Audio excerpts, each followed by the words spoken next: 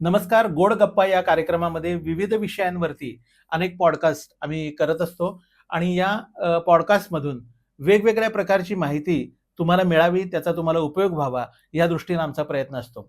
आणि त्याच मालिकेमध्ये डॉक्टर मधुराडी कुलकर्णी मॅडम यांचेही काही पॉडकास्ट आम्ही केले आणि त्याला तुमचा छान प्रतिसाद मिळाला. त्याबद्दल तुमचे पहिल्यांदा मी आभार मानतो. आणि आजच्या भागामध्ये तुम्हाला मी काय ऐकवणार आहोत त्याच्याविषयी निश्चितच तुम्हाला उत्सुकता असेल. मॅडम, तुमचं या पॉडकास्टमध्ये स्वागत. आज थँक यू आपण सर. गोड गप्पा मारणार आहोत. नक्कीच. जो एक अतिशय मोठा, म्हणजे आपण फॅट लॉस वरती बोललो, आता दुसरा ह्यातला अतिशय मोठा विषय म्हणजे हेअर फॉल, केस गळती. केस गळती. ज्या समस्येशी मी स्वतः देखील झुंजतोय, त्यामुळं मला उत्सुकता आहे तुम्ही काय माहिती सांगणार आहे, तशीच यांना देखील असेल. तर माझा पहिलाच प्रश्न असा आहे की आपण पाहतो की पूर्वीच्या काळामध्ये केस गळतीचं म्हणजे हेअर फॉलचं प्रमाण खूप कमी होतं. पण आत्ताच्या काळात बघितलं तर या समस्येनं कोणी ना कोणीतरी ग्रासलेलं आहे. कोणी त्याच्याकडे लक्ष देतात, कोणी दुर्लक्ष करतात, हाच फरक आहे. तर ही समस्या अलीकडच्या काळामध्ये का वाढली आहे? सर, सगळ्यात पहिले तर हेअर लॉस हा इतका मोठा विषय आहे की सगळे लोक त्याने खूप त्रासलेले आहेत, जसं तुम्हीही बोललात. कारण हेअर अशी गोष्ट आहे ज्याच्यामुळे तुम्ही यंग दिसता, छान दिसता, तुमच्या एक सौंदर्याला एक छानसा उढावा मिळतो, हे हो. सगळं होतं. हो. पण केस आधी का गळत नव्हते आणि आत्ताच लोकांना काही समस्या येते, याच्याबद्दल मी नक्कीच सांगू शकते. जसं आपण नेहमी बोलतो आपल्या प्रत्येक पॉडकास्टमध्ये की स्ट्रेस हा सगळ्यात मोठं कारण आहे हेअर म्हणजे फॉलचं. केस गळतीच्या मागे सुद्धा स्ट्रेस हाच कारण स्ट्रेस आहे. हाच कारण आहे. Okay. Second thing, nutrition deficiency. हम्म. म्हणजे आधीच्या काळात जर तुम्हाला आठवत असेल की रविवार हा फक्त आपला केस धुवायचा वार दिवस. हो, असायचा. बरोबर. एक क्लिनिक प्लसचा छोटासा शॅम्पूचा पाऊच यायचा आणि आपण त्याने केस धुवायचो. हो. पण आता केमिकलचा यूज इतका वाढला केसांवरती हम्म. की एनिवेज त्यांचं जे लाईफ आहे ते कमी होणारच आहे. हम्म. कारण तुम्ही काय काय प्रकारचे केमिकल लावता हे लोकांना लक्षातच येत नाही. ओके. शॅम्पूच्या द्वारे, सिरमच्या द्वारे, हेअर कंडिशनर्सच्या द्वारे, परत आता ते लिव्हॉन मध्ये एक थोडीशी ऍड आली होती की एकदा लावा, 1 मिनिटात सिल्की केस मिळवा.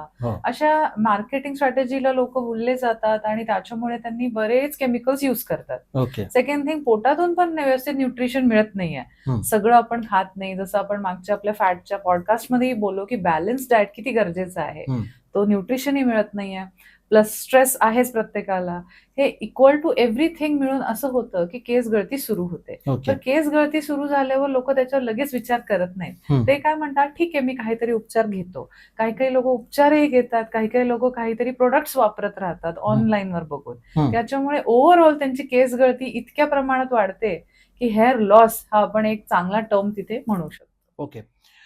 हे केमिकल्स आपण मुद्दामून केसांना काय काय लावतो, पण आजकाल हवेमधलं जे प्रदूषण किंवा हवेमधलं असणारं केमिकल आहे, याचा कितपत याच्यावरती परिणाम होतो आपल्या? याचा पण परिणाम आहे, पण शेवटी हवेमधलं जे पोल्युशन आहे त्याच्यानंतर आपण हेअर वॉश करतोच. केस वॉश करणे किंवा शॅम्पूचा उपयोग फक्त केसांचा आणि स्कॅल्पचं क्लीनलीनेस ठेवण्यासाठी आहे.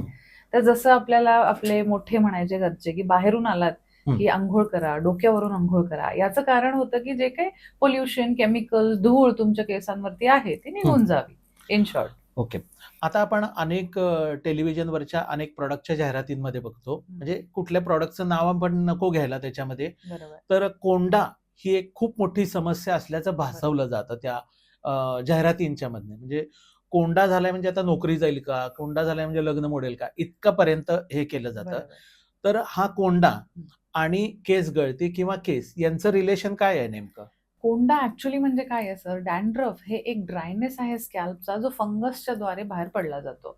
आता जे जाहिरातीमध्ये दाखवतात की कोंडा तुमच्या शर्टवर पडतोय किंवा लोक तुम्हाला असं बघून असं वगैरे करतायत, तर हे असं नाही. Actually it is a fungal infection types जे तुमचं स्कॅल्प ड्रायनेसमुळे होतं, त्याच्यावर तुम्ही उपचार केले पाहिजेत. असं काही नाहीये की कोंडा झालाय तुम्हाला म्हणजे तुम्ही एकदम जगापासून वेगळे झाला आहात, असं नाहीये. कुणालाही होऊ शकतो. तो ड्रायनेसचं एक ते साईन आहे. याचा अर्थ तुमचं स्कॅल्पला हायड्रेशन नाहीये, तुमच्या बॉडीमध्ये हायड्रेशन कमी पडतंय आणि तुमचं क्लीनलीनेस कुठेतरी कमी पडतोय, त्याच्यामुळे कोंडा होतोय. तर जाहिरातीत दाखवतात त्याप्रमाणे सोशली त्याला एक्सेप्ट नाही केलं पाहिजे. माझं असं मत आहे की त्याच्यावर व्यवस्थित तुम्ही उपचार केले पाहिजे. ओके. आता ह्याच्यावरती समजा काही उपचार करायचे असतील, आता आपण तुम्ही ज्या पद्धतीने ट्रीटमेंट करता त्याविषयी बोलूया. तर माझा नेहमीचाच प्रश्न की तुम्ही पेशंट वाईज त्याच्यावरती उपचार करता की तुम्ही काही थेरपी ठरवलेली आहे? पहिले तर आम्ही बेसिक थेरपी ठरवलेली असते, की जर हं. एखाद्या पेशंटला खूपच प्रमाणाच्या बाहेर कोंडा आहे, हं. तर त्याला स्कॅल्पसाठी पील्स असतात. हं, केमिकल हं. पीलिंग ज्याला आपण म्हणतो. हं. ते स्कॅल्प पील केल्यामुळे आठवड्यातनं 2-3 वेळा ते करतात. त्याच्यामुळे तुमचा कोंडा पूर्ण निघून जातो. एकदा तो निघून गेला, की आठवड्यातून एकदा तुम्ही अँटी डॅन्ड्रफ शॅम्पू यूज करू शकता. अच्छा. ज्याच्यामध्ये मिनिमल केमिकल यूज आहे असा वाला शॅम्पू. ओके. कारण एनिवेज अँटी डॅन्ड्रफ शॅम्पूने पुन्हा ड्रायनेस येतो केसांना. ओके. पुन्हा केस खराब होतात. तर ही सायकल कुठेतरी मोडावी म्हणून एक चांगल्या डॉक्टरच्या सल्ल्याने तुम्ही अँटी डॅन्ड्रफ शॅम्पूचा यूज केला ओके. पाहिजे. आता याच्यामध्ये आयुर्वेदाची भूमिका काय किंवा आयुर्वेदिक थेरपीची भूमिका काय आहे? डेफिनेट आहे. आयुर्वेद आपल्या भारतामध्ये खूप पूर्वीपासून यूज केलं जात आहे. जसं आपण बघतो की शिकेकाईचा वापर होता, हो. नारळ तेलाचा वापर होता. नारळ तेल आधी घरी बनवायचे. तर हं. तेल बनवताना सुद्धा लेडीज कापूर घालणे, हं. त्याच्यात थोडीशी लिंबाची पानं घालणे, हं. नारळ तेल घालणे, परत ऑलिव्ह ऑइल थोडासा घालणे, ॲलोव्हेराचा थोडासा अर्क घालणे, हे सगळं बनवून ते वापरायचे. हं. काही लोक एरंडेल तेल पण वापरायचे की डॅन्ड्रफ होऊ नये म्हणून थोडासा बरं. त्याचा वास राहतो त्याच्यामुळे. हो. तर हे घरगुती ऑइल्स डेफिनेटली चांगले आहेत बिकॉज ते तुमच्या समोर बनवले जातात. हं. तुम्हाला माहिती आहे त्याच्यातला कंटेंट काय आहे. हं. सो आयुर्वेदाचा डेफिनेट चांगला रोल आहे आणि I am always for Ayurveda, कारण ते तुम्हाला नक्की फायदा करतं. हं. पण कुठली गोष्ट कुठल्या गोष्टीला वापरायची हेही तुम्हाला बेसिक कळलं पाहिजे. बरोबर. जस्ट तुम्ही एखादा व्हिडिओ बघून आयुर्वेदिक तेल वापरताय याचा अर्थ असा नाही की तुमचे प्रॉब्लेम सॉल्व्ह होणार आहेत. तेलाचा विषय निघालेलाच आहे. तर मध्यंतरीच्या काळामध्ये मोठा गाजावाजा करून काही तेलं मार्केटला आली होती. अनेक लोकांनी ती मोठ्या रकमा देऊन घेतली आणि त्यांची फसगत झाली. असा पण आपल्याला अनुभवले. हा काय प्रकार आहे नेमका? सर कसं असतं, मार्केट एकदम ह्या एस्थेटिक्स किंवा सगळ्या केसांसाठी वगैरे हॉट आहे. कारण तुम्ही जे काही मार्केटमध्ये आणाल ते विकलं जाईल. कारण लोकांना तो त्रास आहे. प्रत्येकाला असं वाटतं की मार्केटमध्ये जे येतंय चला मला ते मदत करेल का, आणि माझी शॉर्ट समस्या पिरियड मध्ये लवकरात लगेच लवकर. माझी ती समस्या दूर होईल का म्हणून लोक ते करतायत. हेच थोडंसं मिथ बस्ट करायसाठी आम्ही एक ला नॅचरले नावाची कंपनी उभा केली. ला नॅचरलेचा अर्थ आहे द नॅचरल. आम्ही जेव्हा मध्यंतरी खूप सारा मार्केट स्टडी करत होतो तेव्हा असं समजलं बऱ्याच प्रकारचे तेल अवेलेबल आहेत. लोक कन्फ्युज आहेत नक्की काय करायचं. सो जसं मी तुम्हाला मागच्या वेळी बोलले की मी रिसर्च करत असते. त्या रिसर्चमध्ये आम्ही एक रोजमेरी नावाचा एक घटक आम्हाला मिळाला, ज्याचं प्रूव्हन रिझल्ट आहेत की तुमचं हेअर ग्रोथ वाढवेल, हेअरची डेन्सिटी वाढवेल, तुम्हाला जे काही स्कॅल्प समस्या होतात त्या कमी करेल आणि ते लहान मुलांपासून मोठ्यांपर्यंत तुम्ही कुणालाही वापरू शकता. ओके. तर आम्ही काय विचार केला की थोडंसं हँडक्राफ्टेड काही ऑइल बनवता येईल का, जसं आपण घरगुती तेल म्हणतो तसं बनवून बघूया. सो आम्ही एक रोजमेरी ऑइलचा तिथे एक निर्माण केला, ज्याचे आम्ही बरेचसे सॅम्पल साईज म्हणजे पेशंटवरती ट्रायल्स घेतले. लोकांना खूप चांगला त्याचा प्रतिसाद मिळाला. 100% प्युअर नॅचरल रोजमेरी ऑइल कुठल्याही प्रोडक्टमध्ये इंडियामध्ये अवेलेबल नाहीये. तो आम्ही 100% अवेलेबल करून दिला. सो पेशंट डेफिनेटली ट्राय करू शकतात. काय प्रोसेस काय तुम्ही केली त्याच्यावरती की जेणेकरून ते नॅचरल पद्धतीनं तयार होईल? रोजमेरीची जी फुलं असतात ना त्याच्यामध्ये ऑइल, इसेन्शियल ऑइल्स ज्याला आपण म्हणतो ते त्याचं प्रमाण खूप जास्ती असतं. रोजमेरी असे फुलं आहेत की ज्याचा वास म्हणजे जरी 2-3 फुटावरती माणूस असेल तरी तुम्हाला तो सुगंध जाणवेल. आता कसं असतं, वासाचा तेल आणि उपयोगी तेल हे 2 प्रकार वेगवेगळे आहेत. तर रोजमेरीमध्ये हे दोन्ही कॉम्बिनेशन्स आहेत. त्याच्यामध्ये तुम्हाला एक छानसा अरोमा पण मिळणार आणि तुमचे केस गळतीही कमी होणार. तर रोजमेरी जो घटक आहे तो ऍक्च्युली काय करतो, तुमचा जो टिलोजन फेज आहे केसांचा, टिलोजन म्हणजे 3 फेजेस असतात केसांना. जसं आपली ग्रोथ होते त्यावेळी आपली pre puberty, puberty, post puberty अशी एज असते, तशी केसांचीही असते. ॲनाजेन, कॅटेजेन, टिलोजन ज्याला म्हणतात. तर टिलोजन फेज म्हणजे काय, ज्या फेज मध्ये केस मॅक्सिमम वेळ तुमच्या कपाळावरती राहणार आहेत. तर तो फेज वाढवायला रोजमेरी मदत करते. त्याचं फक्त एवढंच काम आहे. त्याच्यात कुठलाही केमिकल नाही आहे बिकॉज ते नॅचरल आहे. त्यामुळे त्याच्यात स्टिरॉइड आहे का, त्याच्यात काही घटक आहेत का जे मला त्रास करतील किंवा माझं बीपी वाढेल. जसं आता मिनॉक्सिडिल वगैरे लोक वापरतात. मिनॉक्सिडिलला ऑइल समजून लोक युज करतात. मिनॉक्सिडिल ऍक्च्युली काय करतं तर तुमचा ब्लड सप्लाय त्या ठिकाणचा वाढवतो. ओके ओके तर लोक त्याचा मिसयूज जसा करतायत त्याच्यापेक्षा rosemary is very good. It is natural product, तर तुम्ही त्याचा यूज करू शकता. ओके. आता मग आपण मार्केटमध्ये आणलं हे का त्या प्रोसेसमध्ये आहे का कुठल्या टप्प्यात आहे ते? सर मार्केटमध्ये ऑलरेडी आपण ते आणलंय. आपल्या प्रत्येक फेसेस एम बाय मधुराच्या ब्रांचेसला ते अवेलेबल आहे. हां. आम्ही आता सध्या 5 ml चे बॉटल्स केल्या. बरं. तर आम्ही अजिबात असं सांगत नाही की तुम्ही नुसतं रोजमेरी वापरा. बरं. तुम्ही रोजमेरी ऑइलला तुमच्या घरी जे काही ऑइल अवेलेबल असेल, तुमच्याकडे कोकोनट असेल, तुमच्याकडे ऑलिव्ह ऑइल असेल, तुम्ही काही भरपूर महागडे तेल विकत घेतले असतील, तर तुम्ही त्याच्यामध्ये 4 ते 5 थेंब रोजमेरीचे टाका ओके. आणि तुमच्या केसांना लावा. ओके. असं आम्ही सजेस्ट करतो. बरं बरं. सिमिलरली त्याचा आम्ही सिरम पण आणलाय. सिरम म्हणजे काय, रात्री तुम्ही ऑइल लावलात, मसाज केलं, झोपलात, सकाळी उठलात, अंघोळ केली, केस धुतले आणि थोडंसं सिरम केसांना लावून तुम्ही बाहेर पडलात, बरं. तर तुमचे केस स्टिकी होणार नाहीत. रोजमेरीचं काम तुमच्या केसांवरती 24 तास चालू राहील. राहील. अच्छा अच्छा. असं. तर समजा कुणाला हवा असेल तर फेसेस एम बाय मधुरा यांच्या क्लिनिकला कॉन्टॅक्ट करा. त्यांचा नंबर आम्ही डिस्प्लेवरती पण ठेवलेला आहे. 5 ml चीच बॉटल आहे. ट्राय करून बघा. आजपर्यंत अनेक गोष्टी तुम्ही ट्राय केल्या असतील. हे पण ट्राय करून बघा. याचा फायदा जर झाला तर निश्चितच त्याचं क्रेडिट तुम्ही मला द्या. तर मॅडम आता आपण आपल्या परत एकदा त्या हेअर फॉलच्या विषयावरती येऊया. आता हेअर फॉल जे आहेत याचं प्रमाण आपण 2-3 टप्पे सांगितलेत की बरोबर. कोणत्या टप्प्यामध्ये हे जास्त प्रमाणात असतं, खूप जास्त प्रमाणात? सर ऍक्च्युली प्रमाणाचं कसं आहे, हे फेजेस नॉर्मली प्रत्येक केसांना असतात. जसं तुम्ही म्हणालात की आता लहानपणी आपल्याला केस येतात, मग जावळ वगैरे आपलं काढलं जातं. आपल्या ह्याच्यात असं हिंदू संस्कृतीमध्ये आहे की जावळ काढलं की केस छान येतात, चांगले येतात वगैरे. पण ऍक्च्युली हे सगळं फक्त एक सोशल ऍक्सेप्टन्स आहे. बरं. बेसिकली केसांना 3च फेजेस असतात, ॲनाजेन, कॅटेजन आणि टीलोजन. प्रत्येक केस हा त्याच्या लाईफमध्ये या 3 फेजेस मधनं जातो. पहिली फेज जेव्हा कॅटेजन नावाची चालू होते त्यावेळी केसांची जस्ट वाढायची सुरुवात होते. ती सुरुवात झाली की तो फेज तुम्हाला साधारण 10 ते 12 दिवसाचा असतो. 10 ते 12 दिवसानंतर जेव्हा तुमचं ॲनाजेन फेज येतं, त्या फेजमध्ये एक्झॅक्ट तुमची ग्रोथ जी होते ती बाहेर येते. ग्रोथ बाहेर आली की त्याचा फेज पुन्हा 7 ते 8 दिवसाचा असतो. त्याच्यानंतर टीलोजन म्हणजे तुमचं शेडिंग फेज, जेव्हा तुमचे केस ऍक्च्युली गळतात. केस गळती ही नॉर्मल आहे. प्रत्येक माणसाला 3 ते 4 किंवा 5 ते 6 केस आठवड्याला जाणे हे नॉर्मल आहे. अच्छा. कारण का प्रत्येक केस या 3 फेजेस मधनं जाणारच त्याचं आयुष्य तेवढंच आहे. त्यामुळे 21 दिवसाला ही तुमची केसांची सायकल रिपीट होत असते. एव्हरी 21 डेज ही सायकल रिपीट होते. तर 21 डे रिपीट होताना जेव्हा केस गळतो तिथून खाली ऑलरेडी कॅटेजन फेज चालू झालेला असतो. त्याच्यामुळे तुम्हाला टक्कल तिथे होत नाही. पण ज्या लोकांमध्ये ह्या तिन्ही फेजेस मध्ये प्रॉब्लेम येतो तिथे तुम्हाला टक्कल किंवा तिथे केस न येणे हे सुरुवात होते. आता आपण पाहतो की काही वेळेला समजा मी फेस करतोय तर माझे काही केस जे आहेत ते खूप वाढतात आणि काही ठिकाणी केस येत नाहीत किंवा ते खूप कमी वाढतात. हे नेमकं काय आहे त्याच्यात? याच्यासाठी मेल्समध्ये स्पेसिफिकली DHT नावाचा एक प्रिकर्सर हॉर्मोन असतो. टेस्टोस्टेरोनचा तो प्रिकर्सर आहे. DHT हॉर्मोन काय करतो तर तो फक्त केसांची ग्रोथ ला मेंटेन करतो. तर पुरुषांमध्ये नॉर्मली ह्या हॉर्मोनला प्रॉब्लेम येतो. हॉर्मोनला प्रॉब्लेम येण्याचं कारण पुन्हा स्ट्रेसच आहे. तुमचं stress, nutrition, lack of exercise, त्याला बरेच कारण आहेत जे DHT ला तुमच्या सप्रेस करतं. आता जसं आपण बघतो हॉर्मोनल बदल बऱ्याच वेगवेगळ्या कारणाने होतात. तुमची जाडी वाढली आहे का, तुम्ही व्यवस्थित खात पित आहात का, तुम्हाला स्ट्रेस आहे का, असे वेगवेगळे कारणांमुळे DHT जेव्हा सप्रेस होतो त्याच्यानंतर तुमची एक्झॅक्ट केस गळती चालू होते. केस गळती इतक्या फास्ट होते की तुम्हाला लक्षातही येत नाही की माझे होत्याचे नव्हते केस कधी झाले. जनरली पुरुषांमध्ये केस गळती पुढच्या भागातून चालू होते.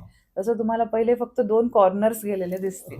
जेव्हा तुमचे 2 कॉर्नर्स जातात किंवा कपाळ थोडं मोठं व्हायला लागतं ती वेळ असते एक्झॅक्टली तुम्ही डॉक्टरला व्हिजिट करायची की आता मला काहीतरी प्रॉब्लेम होतोय आणि मी त्याच्यावर काम करणार आहे. पण लोक काय करतात, ठीक आहे थोडेसेच गेले मग मागचे वाढवून ते पुढे आणतात वगैरे असं. आणि मध्ये हळूहळू जेव्हा लक्षातही येत नाही की 6 ते 8 महिन्यात कधी इथेपर्यंत केस गेले, मग छोटासा तुरा फक्त राहतो इथे शिल्लक. मग लोक काय करतात, हे केस वाढवायला चालू करतात आणि ते इकडे आणतात. सो फक्त ते तेल वगैरे वापरतात त्याला, किंवा कुठल्या तरी काहीतरी कोणाचं ऐकलंय किंवा बाबा अंड लाव तू, कोणीतरी म्हणतं काही लाव, म्हणजे बरेच प्रकार सगळे डोक्यावरती ट्राय करत असतो आपण.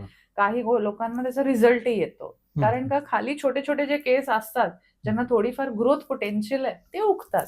त्यांना असं वाटतं वा तेल लावलं की केस आले.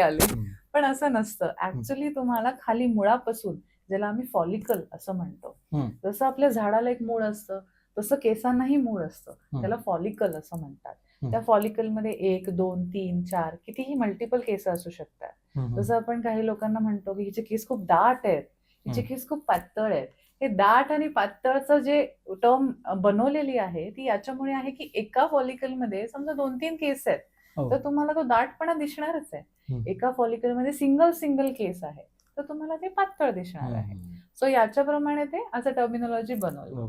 सो पुरुषांमध्ये बघता बघता कधी तुमचे हे निघून गेले समजत नाही. बरोबर. आणि मग तुम्ही अशा स्टेजला येता की आता काय करावं. अशा लोकांना hair replacement that is hair transplant हे बेस्ट राहतं. बरोबर. पण समजा तुमची थोडीशी केस गळती आहे, इथले कॉर्नर्स गेले, थोडेफार विरळ झालेत, कपाळ दिसायला लागलंय, जसं की तुम्ही आंघोळ केल्यावर आपलं कपाळ थोडंसं दिसतं, तसं तुम्ही नॉर्मली उभारलात तरी सुद्धा म्हणू शकता अरे तुझं कपाळ किंवा तुझं स्कॅल्प दिसायला लागलंय आता.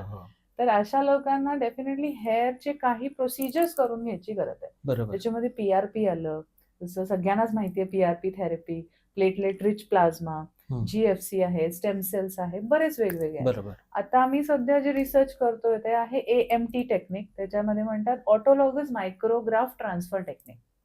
हे काय आहे, हेअर ट्रान्सप्लांट नाहीये.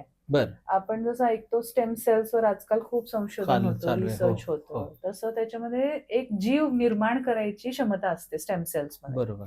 आपण काय करतो 2 ते 3 फॉलिकल्स केसांचे काढतो, त्याच्यातून मायक्रोग्राफ्ट बनवतो, त्याचं एक इंजेक्टेबल वायल बनतं आणि ते इथे इंजेक्शनद्वारे देतो. 100 पैकी 80 लोकांना नवीन केस निर्माण व्हायची कॅपॅसिटी ते दाखवतं. 20 लोक असे आहेत ज्यांचे जेनेटिक्सच तसे असतात, त्याच्यामुळे त्यांना नाही दाखवणार. मग फायनली जर समजा काहीच होत नसेल तुमच्यामध्ये तर तुम्ही हेअर पॅचला डेफिनेट जाऊ शकता. आपण त्याच्याविषयी खूप डिटेलमध्ये बोलणारच आहोत आपल्या पुढच्या पॉडकास्टमध्ये, हेअर ट्रान्सप्लांट विषयी. आता आपण हेअर फॉल आणि त्याच्यावरच्या ट्रीटमेंट विषयी बोलतोय, तर मला असं सांगा की साधारणतः आपल्या नेहमीच्या ह्याच्यामध्ये हे ट्रीटमेंटची प्रोसेस काय असते? आता एखाद्या माणसाला हेअर फॉल होतोय तर तुमच्या लक्षात येतं की माझ्या हातात रोज 4-5 केस येत आहेत, टॉवेलवरती, बाथरूम मध्ये, कंगव्यावरती, सगळीकडे केस चालू झाले. अशी जेव्हा एखाद्या माणसांना त्रास होतो, फिमेल असू दे, मेल असू दे, लहान मुलं असू दे, तर तुम्ही डॉक्टरला पहिले व्हिजिट करा. व्हिजिट केल्यावर तुमची स्कॅल्पची अनालिसिस झाली पाहिजे. अनालिसिस मध्ये तुमचे ग्राफ्ट कसे आहेत, तुमचे फॉलिकल्स कसे आहेत, स्कॅल्पची कंडिशन काय आहे आणि हे बाकी सारे घटक जसे स्ट्रेस, न्यूट्रिशन याच्यावर चेक केलं पाहिजे. ब्लड टेस्ट किंवा ब्लड प्रोफाईल बघितली पाहिजे, ज्याच्यामध्ये काय एक्झॅक्ट तुमच्या ब्लडमध्ये प्रॉब्लेम आहे का हे कळून येतं. हे सगळं फायनल डायग्नोसिसला आलं की आपण थेरपी चालू करतो. बेसिक थेरपीला PRP असं म्हणतात, त्याला प्लेटलेट रिच प्लाझ्मा असं म्हणतात. प्लाझ्मामध्ये आपल्या बॉडीमध्येच असे काही ग्रोथ फॅक्टर्स आहेत जे आपल्या केसांना वाढीसाठी मदत करतात. आता नॉर्मल असा प्रश्न मला येतो की हे ब्लडमध्ये आमच्याच आहे तर मग आम्ही ते ब्लड काढून पुन्हा का इंजेक्ट करायचं. तर याचं असं उत्तर आहे की तुम्ही जे लॅक ऑफ न्यूट्रिशन, स्ट्रेस या हॉर्मोन बदलमुळे असतं तर ते तुमचे ग्रोथ फॅक्टर्स ब्लड मधून तिथे पोचत नाही. तर आपण काय करतोय, ते ग्रोथ फॅक्टर्स काढतोय आणि फक्त तिथे डायरेक्टली पोचवतोय जिथे त्याची गरज आहे. तर PRP तुम्ही बेसिकली करू शकता पहिले हेअरफॉलला. काही सेशन्स घ्यावे लागतात. एक सेशन कमीत कमी 7 ते 14 दिवसाच्या गॅपमध्ये घ्यावा लागतो. आता लोक असंही म्हणतात किती सेशन घ्यायचे. प्रत्येक माणूस हा वेगळा आहे, प्रत्येकाचा हेअरफॉल वेगळ्या प्रकारचा आहे. तुम्हाला कसे रिझल्ट येतात त्याप्रमाणे तुम्ही सेशन करता. बेसिकली 6 ते 8 सेशन तर डेफिनेट लागतात. त्याच्यानंतर तुम्हाला काही औषधं दिली जातात. आता औषधांमध्ये ऍक्च्युअली काय असतं तर मल्टीव्हिटॅमिन्स, कारण का न्यूट्रिशन करेक्ट कमी पडले. तर लोकांना काय वाटतं गोळी दिली की केस वाढणार आहेत, पण असं नाहीये. It is just the correction of nutrition what we are giving you. सोबत आम्ही सांगतो चांगला डाएट फॉलो करा, थोडी एक्सरसाइज करा. काही लोक मिनॉक्सिडिलचा युजही करतात. आम्ही फेसेस एम्बे मधुरामध्ये नो मिनॉक्सिडिल स्ट्रॅटेजी वापरतो. आम्ही मिनॉक्सिडिल वापरतच नाही. काय आहे ते मिनॉक्सिडिल? मिनॉक्सिडिल एक असा घटक असतो जो तुमचा ब्लड सप्लाय त्या एरियाचा वाढवतो. ठीक आहे. ब्लड सप्लाय वाढल्यामुळे तुमचे जे नॉर्मल ग्रोथ फॅक्टर्स आहेत ते खूप लवकर तिथे पोहोचवले जातात, पण त्याच्यात थोडं स्टिरॉइड कंटेंटही असतं. अच्छा, ते हानिकारक आहे. तर तुम्ही 3 महिन्यापर्यंत सेफली मिनॉक्सिडिल वापरू शकता, पण लोक वर्षानुवर्ष 2-2, 3-3 वर्ष मिनॉक्सिडिल वापरतात. That is very wrong. त्याच्यामुळे तुमचे हार्टबीट्स वाढू शकतात, तुम्हाला अँक्झायटी होऊ शकते, छातीत धडधडणे, हे त्याचं नॉर्मल साईड इफेक्ट्स आहेत. म्हणजे आपण ह्या सगळ्या गोष्टींचा विचार करतो, म्हणजे थोडक्यात आपण त्या पेशंटची कुंडली मांडतो आणि मग त्याला काय असेल ते त्याच्यावरती उपचार करतो. तर या संदर्भामध्ये वेगवेगळ्या समस्या आणि वेगवेगळे उपचार अशीच तुमची जी पद्धत आहे, मी आतापर्यंत जे पॉडकास्ट केले त्याच्यामध्ये माझ्या लक्षात आलं की आलाय पेशंट आणि त्याच्यावरती सुरुवात केली ट्रीटमेंटला असं न करता त्याच्या बेसिक प्रॉब्लेम पर्यंत तुम्ही पोहोचण्याची जी पद्धत आहे त्याच्यामुळं मे बी तुमच्याकडचे जे रिझल्ट्स आहेत ते खूप चांगले पेशंट्सना येत असतील. सर याच्यावर एक छोटा एक्झाम्पल म्हणजे कधी कधी हस्बंड वाईफ येतात, ठीक आहे, मेल आणि फिमेलचा हेअर लॉसही वेगवेगळा आहे, त्यांची कारणंही वेगवेगळी आहेत. त्यांचं असं असतं की आमच्या दोघांमध्ये एकच शॅम्पू द्या, आमच्या दोघांमध्ये एकच हेअर ऑइल द्या, आमच्या दोघांमध्ये एकच औषध द्या, किंवा ठीक आहे आम्हाला सेमच ट्रीटमेंट द्या. पण असं नाही होत. जसं मी तुम्हाला म्हणलं की प्रत्येकाची कुंडली वेगवेगळी आहे, तसं त्याचे डायग्नोसिसही वेगवेगळे आहे. त्याच्या अनुसार मेल फिमेल, तुमची सिव्हिअरिटी किती आहे, तुमचं हेअर फॉल किती आहे, ह्याचं स्ट्रक्चर काय आहे, त्याच्यामध्ये हजार छोटे छोटे गोष्टी आहेत ज्या तुम्ही करू शकता. आता नेहमीचाच प्रश्न की अशा प्रकारे ट्रीटमेंट केल्यानंतर ज्याला खूप चांगला उपयोग झालाय अशा काही केसेस आहेत का? म्हणजे आता तुम्ही तर अनेक हे ना सेलिब्रिटीजना पण ट्रीटमेंट देता, आपण काही नावं घेऊ शकत नाही, पण असं आहे का, काही सांगता येईल का? डेफिनेट आहे. आता जसं तुम्ही म्हणालात की बरेच लोक असे आहेत की क्रॉनिक स्मोकर्स आहेत, स्मोकिंग वगैरे त्यांचं हॅबिट असतं. अशा लोकांना हेअरफॉल कंट्रोल करणं आम्हाला खूप अवघड जातं, बिकॉज ते त्यांची हॅबिट सोडत नाहीत, पण त्यांना केस गळती थांबवायची असते. तसं स्पेसिफिकली आम्ही जेव्हा सेलिब्रिटीजची ट्रीटमेंट करतो त्यांची लाईफस्टाईल खूप वेगळी असते आपल्यापेक्षा, पण त्यांचं न्यूट्रिशन खूप मेंटेन्ड असतं, तर त्यांची हेअर ट्रीटमेंट करणं आम्हाला खूप सोपं जातं. उलट आहे म्हणजे, कारण ते वेळेवर खातात, टिपिकल खातात, जे सांगितलं ते फॉलो करतात, बिकॉज दिसणं त्यांच्यासाठी महत्वाचं आहे. बरोबर. आता हा जरा वेगळा प्रश्न आहे की जनरली समजा एखाद्याला हेअर ट्रीटमेंट करून घ्यायची असेल, हेअर फॉल थांबवायचा असेल, तर त्याला साधारणतः बजेट किती जातं, खर्च किती येतो अंदाजे? एखादा नॉर्मल व्यक्ती की माझी केस गळती चालू झाली आहे, एक 10-15 केस गळतायत आणि मला थोडा त्रास आहे, तर प्रोसिजरचं बजेट त्याचं कमीत कमी 10,000 पर्यंत तरी जातं, बिकॉज त्याला 4 ते 5 सेशन करावे लागतात. आणि मेडिसिन्स म्हणाला तर त्याची चॉईस आहे की समजा पेशंट न्यूट्रिशन स्वतःहून करेक्ट करत असेल तर त्याला औषधांची गरज नाहीये. समजा पेशंटला खरंच खूप प्रॉब्लेम आहे तर त्याचं मेडिसिन एक 5,000 पर्यंत, तर पकडा 15,000 तुमचा सरासरी एक कम्प्लिटली 1.5 ते 2 महिन्याचा खर्च आहे. अच्छा, म्हणजे त्यात तो रिकव्हर होऊ शकतो. हा, आता परत पुढचा असा प्रश्न की तुमच्याकडे ट्रीटमेंट घेतली आणि मग त्यानंतर त्याचं लाईफ किती असतं की ते गळणार नाहीत किंवा ते व्यवस्थित आम्ही नेहमी हेच सांगतो पेशंटला की एस्थेटिक किंवा सगळे aesthetic procedure is all about maintenance. तुम्ही केस गळती कंट्रोलमध्ये आणली, तुमचे केस छान झाले आणि तुम्ही पुन्हा सेम लाईफस्टाईलला परत गेलात, तसं तुम्ही ना न्यूट्रिशन करेक्ट ठेवताय, ना तुम्ही व्यवस्थित त्याला ऑइलिंग करताय, ना तुम्ही त्याची काळजी घेताय, तर डेफिनेट पुन्हा केस गळती चालू होणार. तात्पुरतीच ती उपाययोजना केल्यासारखं होणार. मग तशा गाईडलाईन तुम्ही त्यांना काही देता का पुढच्यासाठी? आम्ही गाईडलाईन देतो आणि आमची एक मेंटेनन्स थेरपी पर्टिक्युलरली वेगळी असते.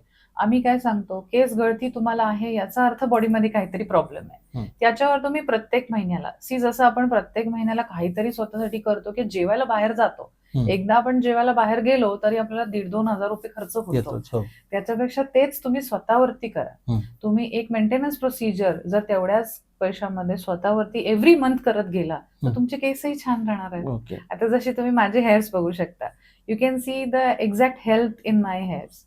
आणि माझी डिलिव्हरी झाली आहे, मला ट्विन प्रेग्नन्सी होती, बरेचसे प्रोजेस्टेरॉन इंजेक्टेबल होते, बरंच काय काय होतं, but still I take care of my hair. मी अजून सुद्धा प्रत्येक महिन्याला एक PRP थेरपी स्वतःच्या केसांवरती करून घेते. अच्छा, त्याच्यामुळे ते टिकून राहतात आणि चांगले राहतात. आता बरेचसे पेशंट जे आहेत ते ऑनलाईन किंवा व्हिडिओच्या माध्यमातून बघतात किंवा ऑनलाईन ट्रीटमेंट घेतात, त्यांचे काही फॉर्म्स असतात, ते पैसे ऑनलाईन भरतात, या सगळ्या गोष्टी होतात, किंवा बऱ्याचशा डॉक्टर्सकडे जाऊन ते ट्रीटमेंट घ्यायचा प्रयत्न करतात, पण याच्याकडे सक्सेस नाही झालं, त्याच्याकडे नाही झालं, याच्याकडे थोडंसं झालं, अशा त्या चक्रामध्ये ते बरेचशी मंडळी सापडलेली असतात. त्यांना तुम्ही काय सांगाल?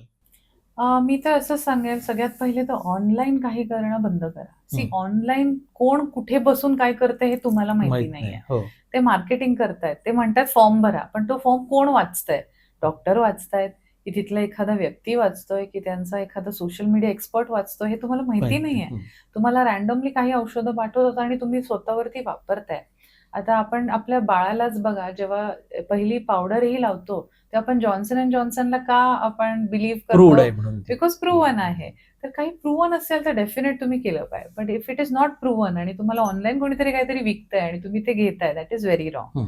सेकंड थिंग, तुम्ही जर फेल्ड ट्रीटमेंट्सचे हे झाला असाल की ह्या डॉक्टरकडे त्या डॉक्टरकडे सगळीकडे केलंय, मला हवंय तसं मला रिझल्ट नाही आहे, हं. तर मी सजेस्ट करेल तुम्ही एकदा फेसिस-एम-बाय मधुरामध्ये आम्हाला व्हिजिट करा. हं. आमची जी उपचार पद्धती आहे ती थोडीशी वेगळी आहे सगळ्यांकडून. हं. आम्ही इंडिव्हिज्युअली कस्टमाइज्ड गोष्टी करून समोर देतो हं. आणि आम्ही ट्रायल एरर बेसिस कधीच करत नाही. हं. लाईक आमच्याकडे पॅकेज सिस्टीम नावाची काही गोष्ट नाहीये. हं. समजा बेसिक ट्रीटमेंट एखाद्याला नाही उपयुक्त होत आहे, तर आमच्याकडे त्याच्यापेक्षा ऍडव्हान्स्ड आहे, त्याच्यापेक्षा ऍडव्हान्स्ड आहे. तर फक्त हेअरफॉलसाठी आमच्याकडे कमीत कमी 10 ते 12 प्रकारच्या ट्रीटमेंट्स आहेत, बरोबर. जे तुम्ही ऑप्ट करू शकता. हं. सो या ना त्या गोष्टीने तुम्हाला रिझल्ट मिळणारच आहे. ओके. बट तिथं पेशन्स खूप महत्वाचा आहे. हं. तुम्ही असं नाही म्हणू शकत की मी एकदा उपचार घेतला आणि माझे केस अगदी असे सुंदर झाले. पेशन्स ज्यांना आहे त्यांच्यासाठीही आहे, पण आपण पुढच्या पॉडकास्टमध्ये बोलणार आहोत ज्यांचा पेशन्स थोडासा कमी आहे, की ज्यांना डायरेक्ट हेअर ट्रान्सप्लांट किंवा त्या पद्धतीच्या ट्रीटमेंट्स त्या पण आपण देतो आणि त्या पण खूप आपल्या फेमस आहेत आणि बऱ्याचशा लोकांना त्याचा उपयोग झालाय. सेलिब्रिटीजनी सुद्धा त्या करून घेतलेल्या आहेत. तर पुढच्या गोड गप्पा आपण त्याच विषयावरती मारूया आणि आमचा पुढचा पॉडकास्ट देखील लवकरच येणार आहे. तर हा पॉडकास्ट तुम्हाला कसा वाटला ते निश्चितपणानं तुम्ही आमच्या कॉमेंट बॉक्समध्ये टाका.